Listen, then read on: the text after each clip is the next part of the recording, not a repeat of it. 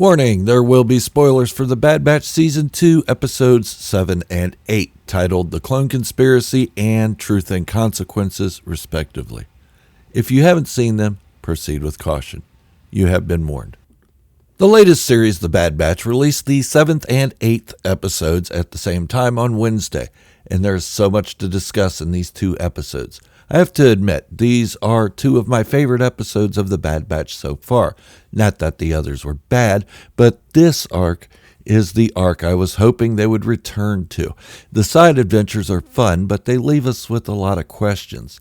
But I guess that happens when there are more than just a few episodes in a season, and not everything can be adrenaline-fueled like the uprising on Ferrix in the Cassian Andor series, nor the final confrontation between Obi-Wan Kenobi and Darth Vader in the Kenobi series.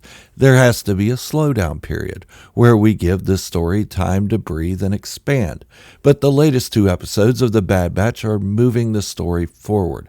Not just the story of the group known as Clone Force 99, but the story of the changing galaxy as a whole. And instead of taking us to each individual world, we get to see how the worlds are suffering through their representatives in the Imperial Senate. And that's something very important to remember. The Senate is no longer the Republic Senate, looking to maintain peace. They are under the Imperial brand, and it specifies that by showing us the Imperial symbol on the Senate floor, and I'll get more into that in a little bit, maybe. Okay, before I move on, a quick word from the channel's sponsor, me. Hit the subscribe button and give the video a thumbs up. Now, back to today's topic. Episode 7, titled The Clone Conspiracy, begins with two clones sitting in a familiar place. It's the same bar that Fives retreated to when he discovered the plot against the Jedi. So it seems fitting that these two clones, known as Cade and Slip, Slip's the one with the beard, by the way, which is also a first in Star Wars, active clone troopers with beards. Or, if they have shown it, I just missed it somehow. But anyways, Cade tells how something is wrong with what they did to Kamino, and that he sent a message to Admiral Rampart to come clean or be exposed. And, as we know, Imperials don't take kindly to blackmail. In turn, this leads to Cade's death, leaving Slip as the one with the message. Then, he too is killed by the same assassin who killed Cade.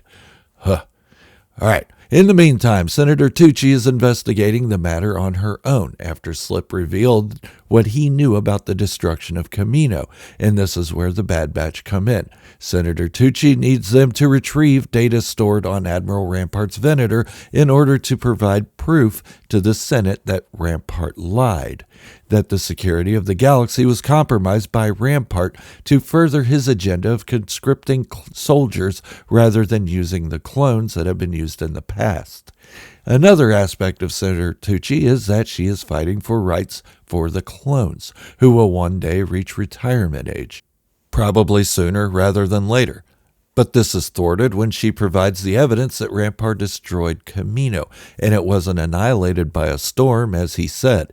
Then, Emperor Palpatine appears in the Senate, denouncing the actions of Admiral Rampart and vowing to replace the clones with stormtroopers. Some are calling this a genius move, but it's really just caused by plausible deniability. But what is genius is that this was his plan all along. And now, with Rampart in custody and likely about to meet his end, the knowledge of the survival of Clone Force 99 will go with him.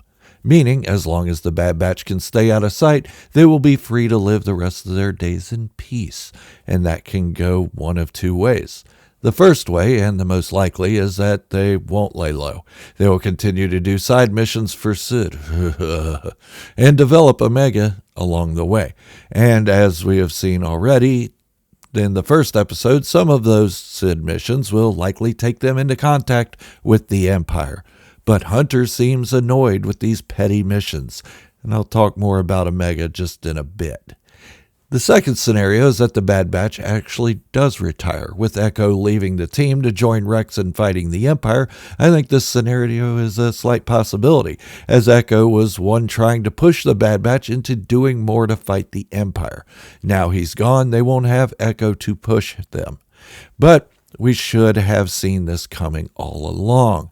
before it actually did. In the beginning of the episode, he was telling Omega how if it weren't for Hunter and company, he'd still be on Skako Minor, or worse. But he joined them because this was where he fit in, where he was needed. Meaning, he had already made up his mind at this point, and he is no longer needed, and he no longer fits in.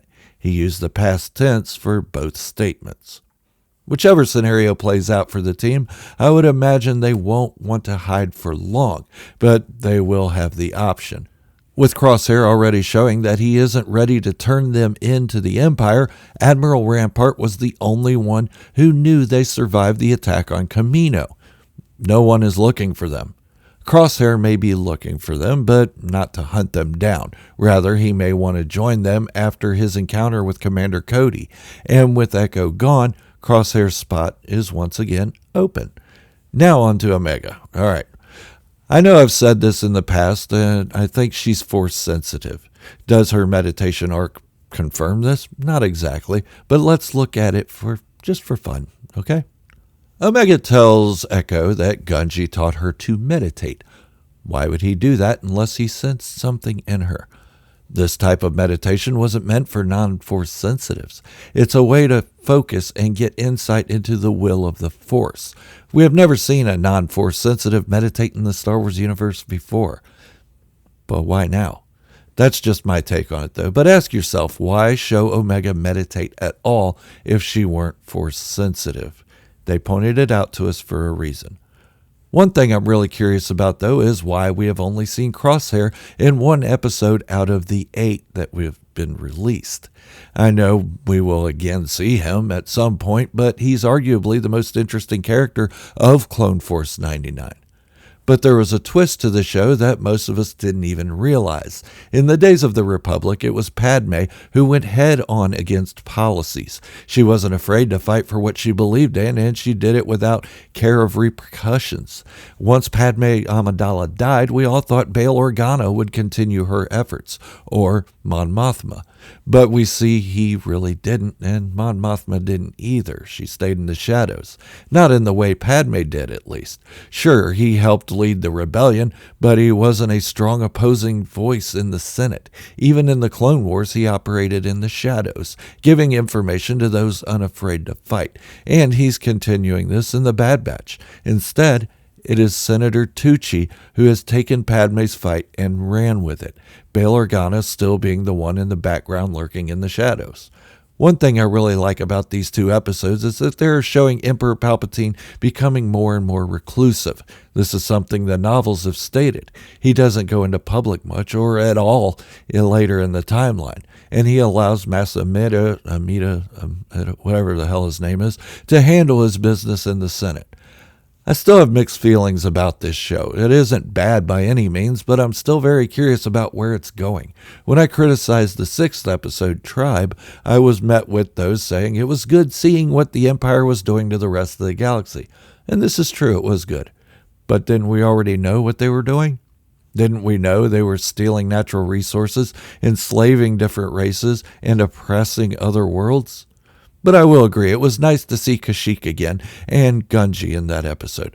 But the further we go into Star Wars storytelling, the more Jedi we see that survived Order 66. And how many of those Jedi are the Bad Batch going to accidentally come across?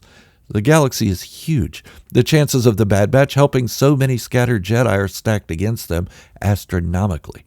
Luckily, in episodes 7 and 8, we didn't see that happen. And to date, we've only seen it happen with 2 Jedi. So my fears are unsubstantiated, I guess. Let me know what you think in the comments. I do read all of them, and I try to respond to as many as I can.